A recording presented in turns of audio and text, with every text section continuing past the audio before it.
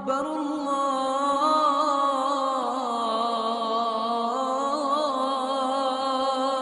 أكبر. السلام علیکم. انسان میں دو طرح کی چیزیں ہوتی ہیں، ایک ایپٹیچیوڈ اور دوسرا ایٹیچیوڈ. ایپٹیچیوڈ وہ چیزیں ہیں جو انسان کو خدا کی طرف سے ملتی ہیں. ان کو بنانے میں کسی انسان کا کوئی کردار نہیں ہوتا اور نہ ہی کوئی انسان ان کو بدل سکتا ہے. مثال کے طور پر آپ کہاں پیدا ہوئے، آپ کے جسم کا رنگ کیسا ہے، آپ کی ذات کیا ہے اور آپ کی نسل کیا ہے، یہ سب کی سب چیزیں ایپٹیچیوڈ ہیں. یعنی آپ ان میں سے کسی چیز کو نہ ہی بنا سکتے ہیں اور نہ بدل سکتے ہیں. دوسری چیز ایٹیچیوڈ. ایٹیچیوڈ کا مطلب ہے آپ کا رویہ.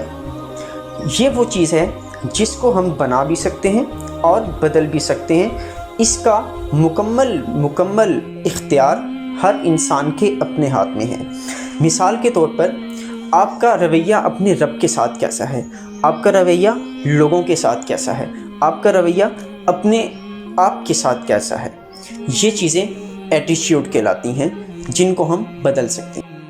ایسے کچھ لوگ سوچتے رہتے ہیں اور پریشان رہتے ہیں اپنے ایپٹیچیوڈز کے بارے میں، یعنی وہ ایسی چیزوں کے بارے میں سوچتے ہیں جن کو وہ بدل ہی نہیں سکتے.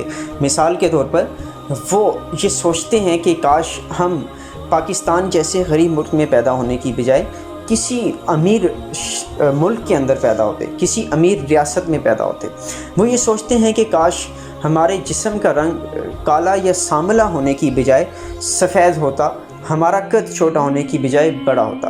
یعنی وہ اپنی انرجی اور اپنی صلاحیتیں اور اپنی سوچ ایسی چیزوں پہ ضائع کر دیتے ہیں جو ان کے اختیار میں ہی نہیں ہوتی اور نہ ہی وہ ان کو بدل سکتے ہیں. ایسے لوگ ہمیشہ ناکام رہتے ہیں. دوسری قسم کے لوگ وہ لوگ ہیں جو اپنی صلاحیتوں کو اپنے ایٹیچیوڈ کے اوپر لگاتے ہیں. یعنی وہ اپنے ایٹیچیوڈ کو بہتر کرنے کی کوشش کرتے ہیں، اور ایٹیچیوڈ وہ چیزیں ہیں جن کو ہم بدل سکتے ہیں، جو ہمارے اپنے ہاتھ میں ہیں. وہ لوگ اپنے رویے کو بہتر کرتے ہیں، وہ اپنے رب کے ساتھ اپنے رویے کو بہتر کرتے ہیں. وہ چیزوں کا شکوہ کرنے کی بجائے شکر کرتے ہیں. وہ لوگ انسانوں کے ساتھ اپنے رویے کو بہتر کرتے ہیں. وہ حسد کرنے کی بجائے لوگوں کی مدد کرتے ہیں. ایسے لوگ اپنے کام کے ساتھ مخلص ہوتے ہیں.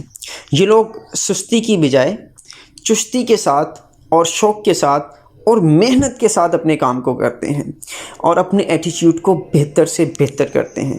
یہی وہ لوگ ہیں جو کامیاب ہوتے ہیں، جو اپنا آپ بھی بناتے ہیں، جو اپنے گھروں کو بھی بناتے ہیں، جو اپنی فیملی کو بھی بناتے ہیں اور جو اپنے ملک کو بھی بناتے ہیں.